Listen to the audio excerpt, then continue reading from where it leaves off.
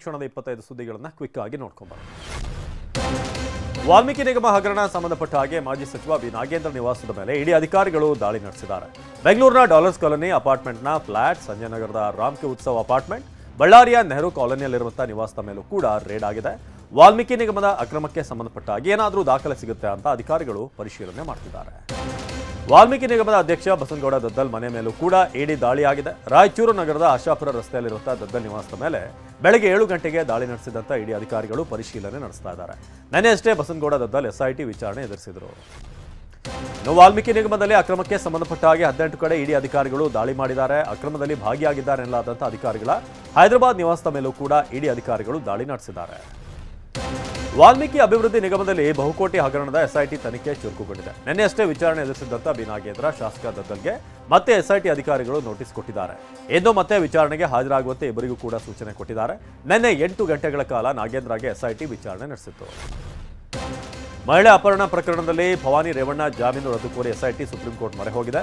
SIT ಸಲ್ಲಿಸಿದ ಅರ್ಜಿಯನ್ನು ಇಂದು supreme court ವಿಚಾರಣೆಗೆ ಕೈಗೆತ್ತಿಕೊಳ್ಳಲಿದೆ. ಒಂದು ವೇಳೆ ಸುಪ್ರೀಂ ಕೋರ್ಟ್ನಲ್ಲಿ ನಿರೀಕ್ಷಣಾ ಜಾಮೀನು ರದ್ದಾದರೆ ಭವಾನಿ ರೇವಣ್ಣ ಬಂಧನವಾಗುವ ಸಾಧ್ಯತೆ ಇದೆ. ರಾಜ್ಯದ ಗಡಿ ಜಿಲ್ಲೆ ಬೀದರ್ಗೂ ಕೂಡ ಡೆಂಗಿ ಎಂಟ್ರಿ ಕೊಟ್ಟಿದೆ. ಔರಾದ್, ಬಾಲ್ಕಿ, ಬಸವ ಕಲ್ಯಾಣದಲ್ಲಿ ತಲಾ 2 ಕೇಸ್ ಪತ್ತೆಯಾಗಿದೆ. ಜನವರಿಯಿಂದ ಈವರೆಗೆ ಜಿಲ್ಲೆಯಲ್ಲಿ 63 ಡೆಂಗಿ ಕೇಸ್ ಪತ್ತೆಯಾಗಿದೆ. ಅತ್ತ ಉತ್ತರ ಕನ್ನಡ ಜಿಲ್ಲೆಯಲ್ಲೂ ಕೂಡ ಡೆಂಗಿ ಕೇಸ್ ಏರಿಕೆಯಾಗಿದ್ದು, ಜಿಲ್ಲೆಯಲ್ಲಿ ಈವರೆಗೂ 126 ಡೆಂಗಿ ಪ್ರಕರಣಗಳು ಪತ್ತೆಯಾಗಿವೆ. ಮಳೆ ಪ್ರವಾಹದ ನಡುವೆ ಡೆಂಗಿ ಮಹಾಮಾರಿ ತಡೆಯೋದಕ್ಕೆ ಆರೋಗ್ಯ ಇಲಾಖೆ ಸವಾಲಾಗಿದೆ.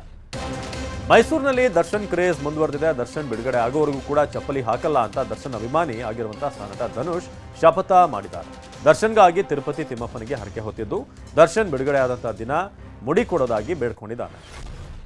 ಪಶ್ಚಿಮಘಟ್ಟ ಪ್ರದೇಶದಲ್ಲಿ ವ್ಯಾಪಕ ಮಳೆ ಪರಿಣಾಮ ಕೃಷ್ಣಾ ನದಿಯಲ್ಲಿ ನೀರಿನ ಪ್ರಮಾಣ ಹೆಚ್ಚಳವಾಗಿದೆ. ಕೃಷ್ಣಾ ನದಿಗೆ 70 ಕ್ಯೂಸೆಕ್ ನೀರಿನ ಒಳಹರಿವಿದ್ದು, ನದಿ ಅಕ್ಕಪಕ್ಕದ ಜಮೀನುಗಳು ಜಲಾವೃತವಾಗಿವೆ. ಕಬ್ಬು ಸೇರಿ ಹಲವು ಬೆಳೆಗಳು ನೀರಿನಲ್ಲಿ ನಾಶವಾಗುವ ಆತಂಕ ಇದೆ. ಇನ್ನು 4 ಅಡಿ ನೀರು ಏರಿಕೆ ಆದರೆ ಮಾಂಚುರಿ, ಬಾನಸೌದತ್ತಿ ಹಾಗೇನೆ ದಿಗ್ಗೇವಾಡಿ, ಯಡೂರ ಸೇರಿ ಹಲವು ಗ್ರಾಮಗಳು ಜಲಾವೃತವಾಗಲಿವೆ. ಮಹಾರಾಷ್ಟ್ರದ ಪಶ್ಚಿಮಘಟ್ಟ ಪ್ರದೇಶದಲ್ಲಿ ಸುರಿಯುತ್ತಿರುವಂತಹ ಭಾರೀ ಮಳೆ ಬೆಳಗಾವಿ ಜಿಲ್ಲೆಗೆ ಆತಂಕ ತಂದೊಡ್ಡಿದೆ. ಪಂಚಗಂಗಾ ನದಿ ಅಪಾಯದ ಮಟ್ಟವನ್ನು ಮೀರಿ ಹರಿತಾ ಇದ್ದು, ಈಗಾಗಲೇ ಕೆಳ ಹಂತದ 52 ಸೇತುವೆಗಳು ಜಲಾವೃತವಾಗಿವೆ. ನಿಪ್ಪಾಣಿ ತಾಲೂಕಿನ ಹಲವು ಗ್ರಾಮಗಳಿಗೆ ಪ್ರವಾಹದ ಆತಂಕ ತಲೆದೋರಿದೆ.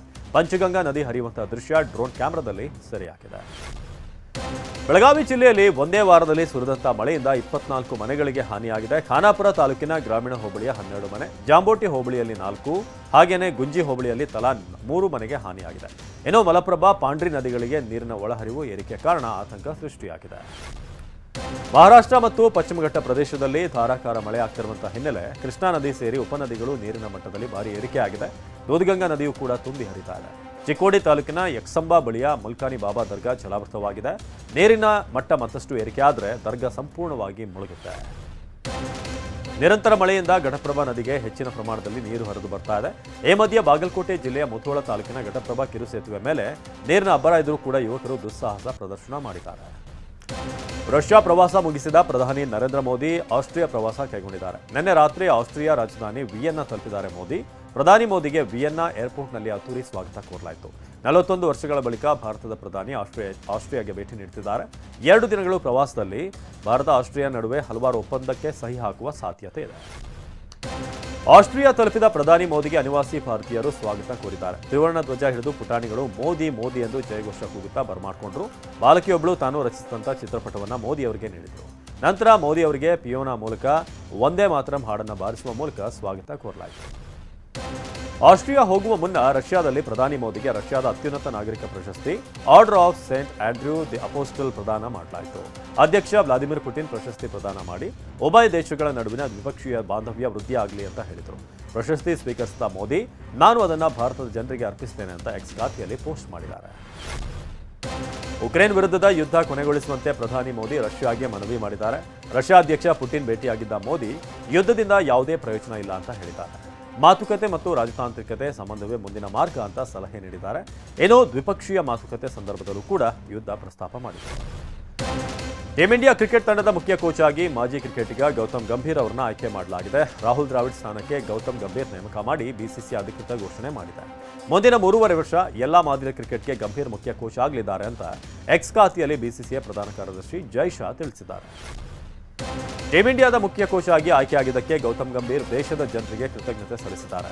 ಭಾರತ ನನ್ನ ಗುರುತು ಹಾಗೂ ದೇಶ ಸೇವೆ ಸಲ್ಲಿಸೋದು ನನ್ನ ಜೀವನದ ಅತಿದೊಡ್ಡ ಅವಕಾಶ. ಹೊಸ ಜವಾಬ್ದಾರಿಯೊಂದಿಗೆ ನಾನು ಹಿಂತಿರುಗ್ತಾ ಇರೋದು ನನಗೆ ಹೆಮ್ಮೆ ಇದೆ ಅಂತ ಸಾಮಾಜಿಕ ಮಾಧ್ಯಮ ಎಕ್ಸ್ನಲ್ಲಿ ಬರೆದುಕೊಂಡಿದ್ದಾರೆ. T20 ವಿಶ್ವಕಪ್ ಗೆದ್ದ ಬಳಿಕ ತವರಿಗೆ ಮರಳಿದ ಕ್ರಿಕೆಟಿಗ ಮೊಹಮ್ಮದ್ ಸಿರಾಜ್ಗೆ ತೆಲಂಗಾಣ ಮುಖ್ಯಮಂತ್ರಿ ರೇವಂತ್ ರೆಡ್ಡಿ ಅದ್ದೂರಿ ಸ್ವಾಗತ ಕೋರಿ ಅಭಿನಂದಿಸಿದ್ದಾರೆ. ವಿಶ್ವಕಪ್ ಗೆದ್ದಂಥ ಆಟಗಾರನಿಗೆ ಸರ್ಕಾರಿ ಕೆಲಸ ನಿವೇಶನವನ್ನು ಕೂಡ ಬಹುಮಾನವಾಗಿ ನೀಡಿದ್ದಾರೆ. ಈ ವೇಳೆ ಸಿರಾಜ್ ಸಿಎಂಗೆ ಭಾರತ ತಂಡದ ಜರ್ಸಿಯನ್ನು ಉಡುಗೊರೆಯಾಗಿ ನೀಡಿದರು.